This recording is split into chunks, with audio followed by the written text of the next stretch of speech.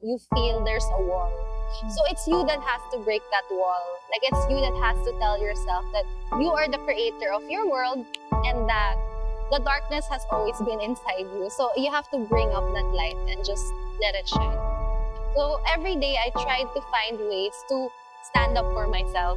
Like be a little bit more happier, more confident. It was a journey internally. So every rejection that I've been through, parang inisip ko, nabully naman ako noon, kayang-kaya ko to. Galing. One day, I will get a yes. Once you get a yes, that's when the other yeses will come too because you also have that certain confidence that pwede pala.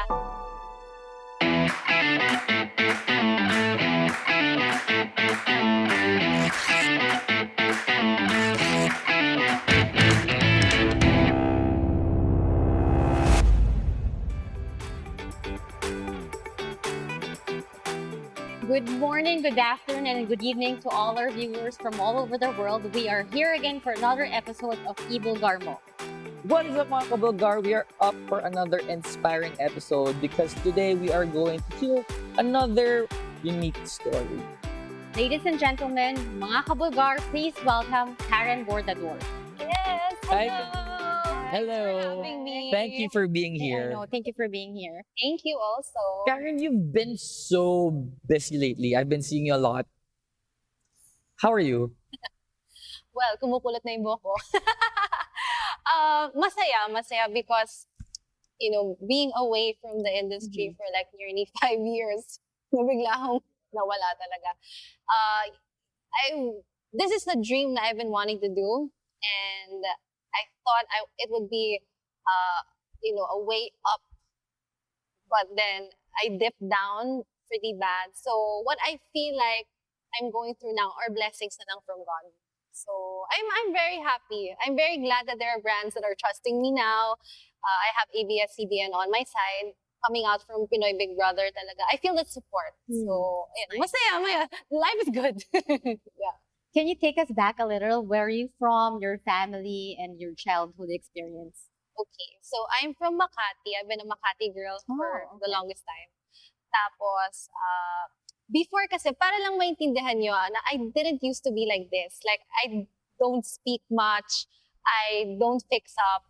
Hindi ako masyadong intellectually, like, ano ba yun? Sa sobrang binubully ako, hindi ako masyadong nag-aaral. So, Right. I don't really raise my hands in class. Natatakot ako to just be in front of people.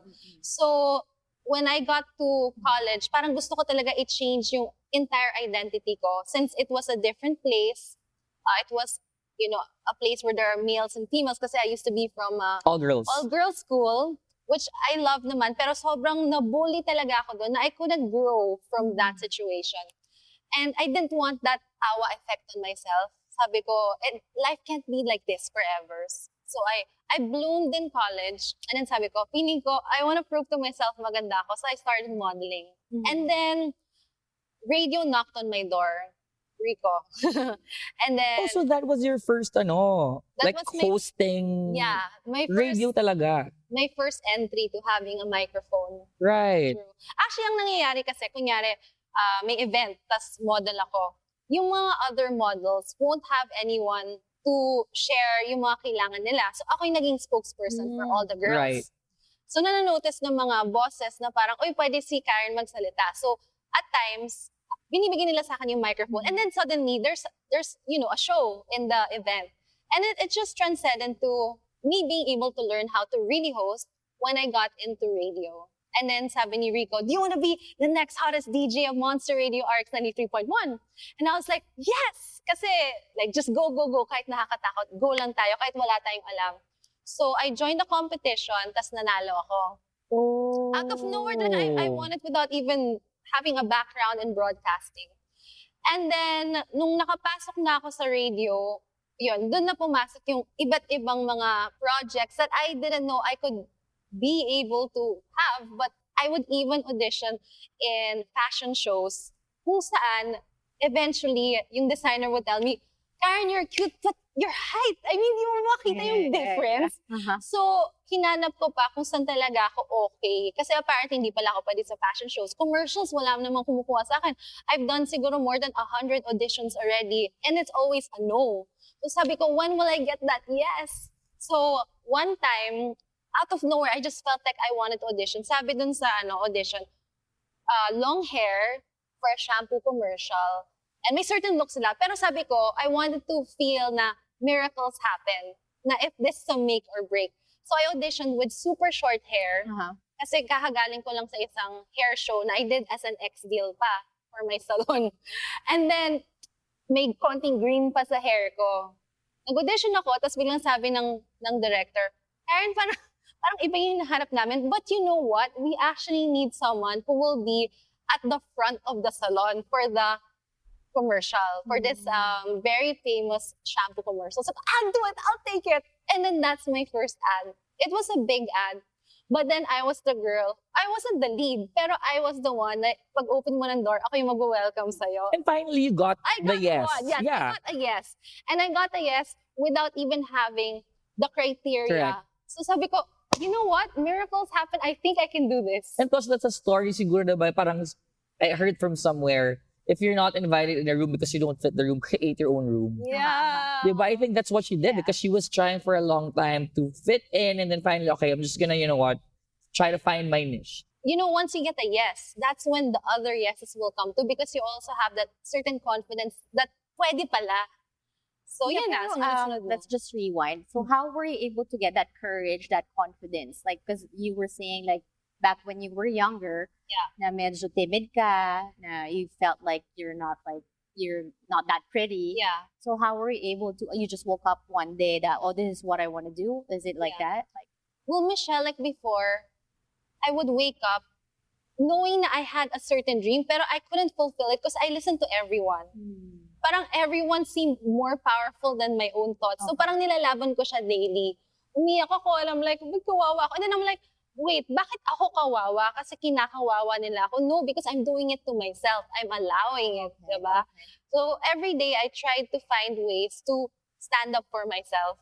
Like be a little bit more happier, more confident. It was a journey internally. Uh-huh. Oh, so every rejection that I've been through, parang inisip ko, nabully naman ako noon, kayang-kaya ko to. Ang galing. One day, I will get a yes. Your first commercial, Yeah. radio, TV, and all those, what was your biggest challenge ever? Siguro yun, having to keep up with the industry. Kasi I'm still very simple. Ayun. So, yun and maybe not being lost. Kasi at that time, I think my head got a little bit big too. So then I had to really call myself out.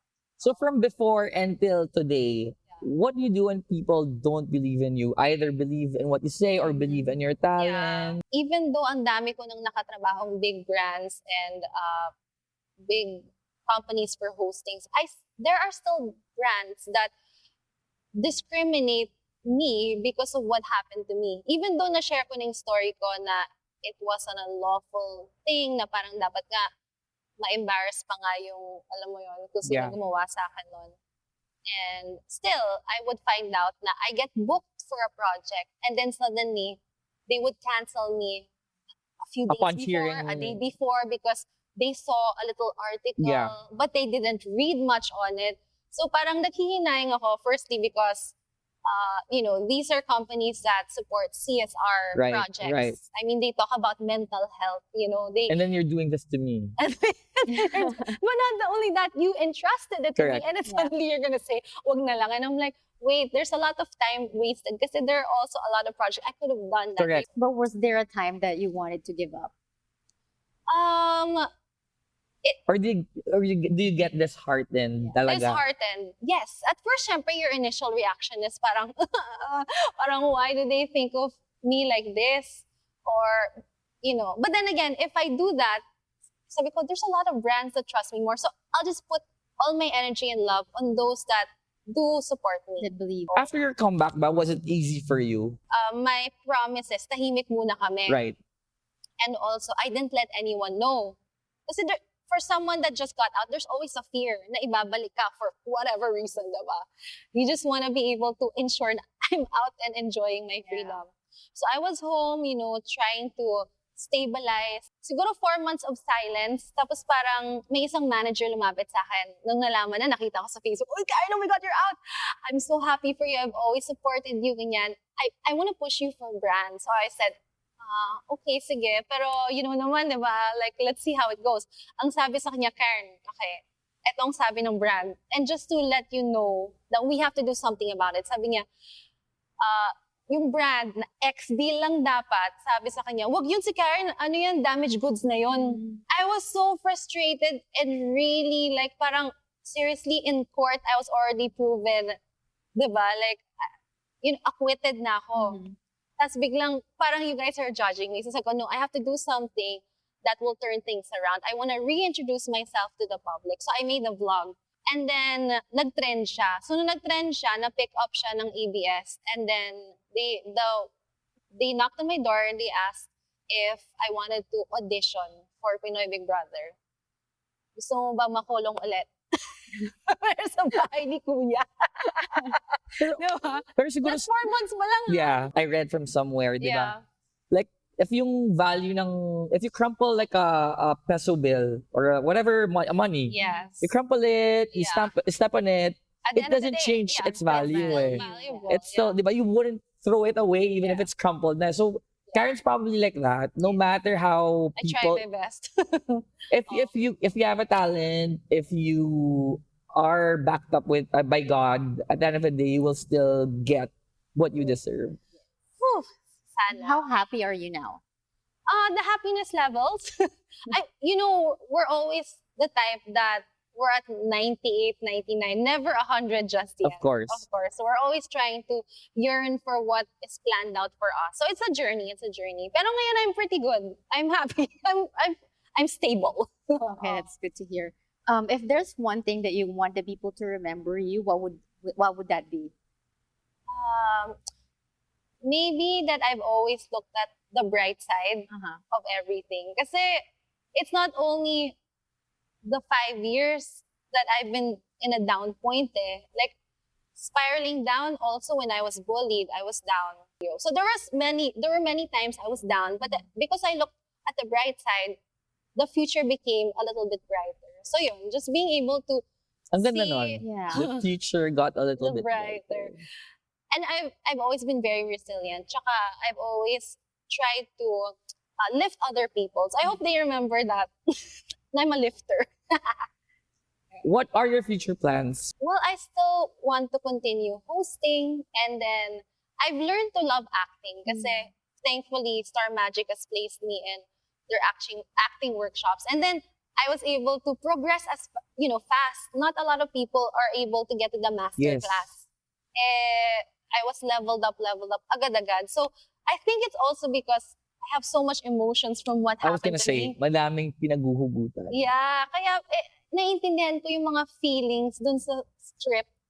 And yung mga characters kasi niya, parang feeling ko it represents a lot of the people I was able to meet inside. So, nagigets ko yung characters agad. So yun, acting would be a future plan. And I've been doing a couple naman of roles. But hosting is my number one love. I guess, do you have any message for those who are, for those like our viewers who are getting hopeless and tired? So for those that are feeling down because feeling na they're so deprived of the world, and there are a lot of them, na feeling nila they're imprisoned, hindi sila makagalaw, hindi sila makagawa ng mga gusto nila sa buhay. At the end of the day, you're never locked up. It's just that you let others dictate on you. And because they dictate on you, you feel there's a wall. So it's you that has to break that wall. Like it's you that has to tell yourself that you are the creator of your world and that the darkness has always been inside you. So you have to bring up that light and just let it shine. Kasi every person is created to have a role in this world. So ibig sabihin nun, lahat tayo importante. Correct. So lahat ng gagawin mo is needed. So therefore, hanapin mo kung ano yung need na yon na pwede mong ibigay sa mundo. Being of service is the best thing in this world. So find what you need to do and you'll fulfill that and you'll feel the happiness. So yeah, breakthrough.